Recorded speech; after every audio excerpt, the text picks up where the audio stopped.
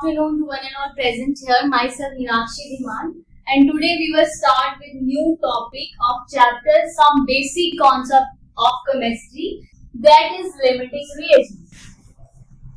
So yesterday we were talking about mole concept. एक second.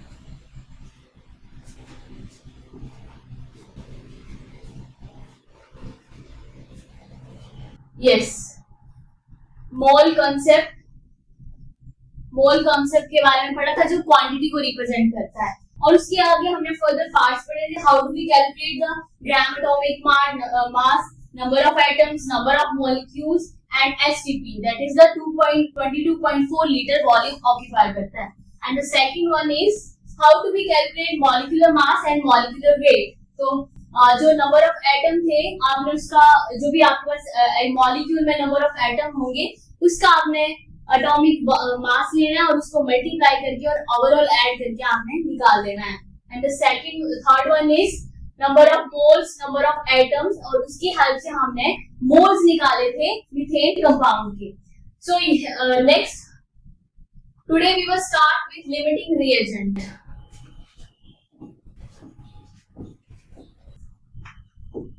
Yes, limiting reagent, the reactant or reagent which is consumed first in chemical reaction is called limiting reagent.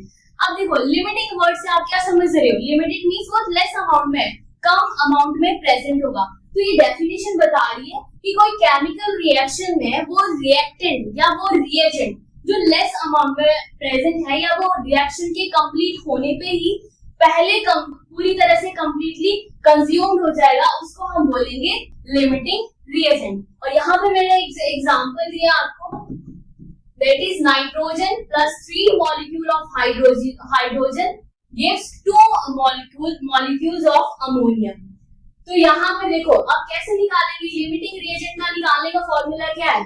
That is given mass upon stoichiometric coefficient. और given mass आपके पास already given होगा। देखो, जैसे nitrogen है तो यहाँ पर 3 मोल दिए हमारे पास, और नाइट्रोजन की स्टोइचियोमेट्री कितनी है? 1। अब स्टोइचियोमेट्री से आप क्या समझ रहे हो? देखो, स्टोइचियोमेट्री मींस कि वो जो एलिमेंट हमारे पास या मॉलिक्यूल प्रेजेंट है वो कितने अमाउंट में प्रेजेंट है। तो देखो, ये सिर्फ एक ही है हमारे पास, तो मैंने यहाँ क्या लिखा है? 3/1। 3 कहां से आया? देखो, गिवन मोल नाइट्रोजन कितने हैं? 3, और वो स्टोइचियोमेट्री कितनी है उसकी? 1। तो इसको डिवाइड करके आंसर आया 3। ऐसे हमारे पास हाइड्रोजन है, उसके गिवन मोल कितने हैं? 6, और कितनी स्टोइचियोमेट्री है हाइड्रोजन की? 3। तो उसको डिवाइड किया, आंसर आया 2। देखो, अब 3 और 2 में से लिमिटिंग रिएजेंट क्या आ रहा है हमारे पास? हाइड्रोजन, क्योंकि वो लेस अमाउंट में प्रेजेंट है। ऐसे नहीं करना है कि रिएक्शन में हमारे पास नाइट्रोजन अकेला है और हाइड्रोजन 3 दिए हैं तो वो नाइट्रोजन हमारे पास लिमिटिंग रिएजेंट हो गया। नो, दिस इज रॉन्ग, ये गलत हो जाएगा। तो फॉर्मूला ये लगाना है कि given mole upon stoichiometric coefficient, तो आपके पास ऐसे आंसर होंगे। ठीक है, तो ये पड़ा लिमिटिंग रिएजेंट में। नेक्स्ट है हमारे पास एम्पिरिकल फॉर्मूला।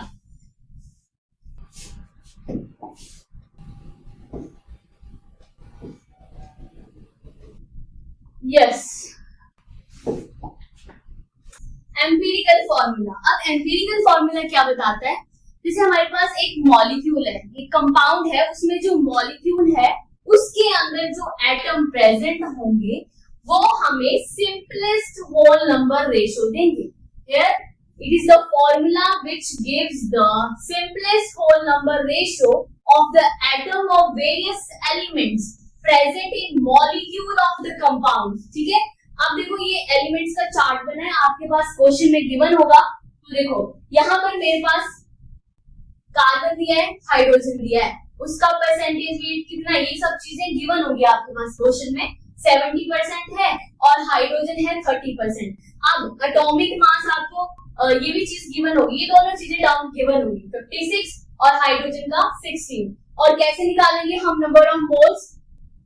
जो एटॉमिक परसेंटेज, एटॉमिक वेट होगा उसको लिखेंगे, एटॉमिक मास को लिखेंगे और उससे डिवाइड करके आंसर आ जाएगा। ठीक है, ऐसे हाइड्रोजन को लिखेंगे 30 divided by 16 equals to this. तो डिवाइड करके जो आपके पास आंसर आएगा आपने उसको वैसे लिख देना है। ठीक है, अब फिर मैंने क्या किया, जो सबसे अब इन दोनों में सबसे जो छोटी रेशियो है उसको ही हमने बार बार डबल बार इसको ही करेंगे और इससे ही हम इसको भी डिवाइड करेंगे। तो इन दोनों को डिवाइड करके आंसर आया 1 और इसको 1.25। अब आप सोच रहे होंगे कि आगे मैंने 2 से क्यों मल्टीप्लाई किया।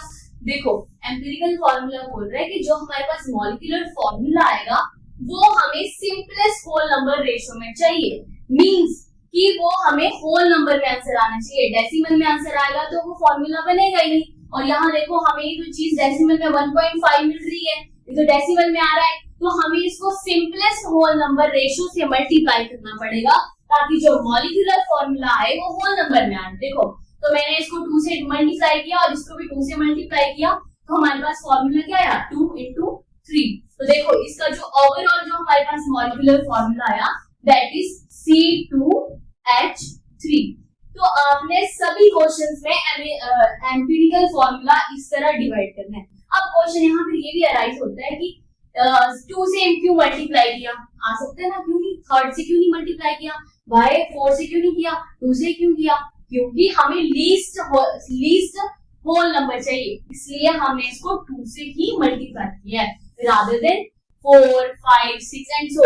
ठीक है, सो यस सारे क्वेश्चन आपने सभी न्यूमेरिकल्स में ऐसे ही निकालना है। लिमिटिंग फॉर्मूला कि सबसे पहले एलिमेंट दिया जाएगा आपको, percentage wait, atomic mass, number of moles, simplest ratio and then simplest whole number ratio and then last one is molecular formula. So thank you। अगर आपको मेरा ये लेक्चर अच्छा लगा हो तो इस चैनल को सब्सक्राइब करें, शेयर करें एंड लाइक करें। Thank you.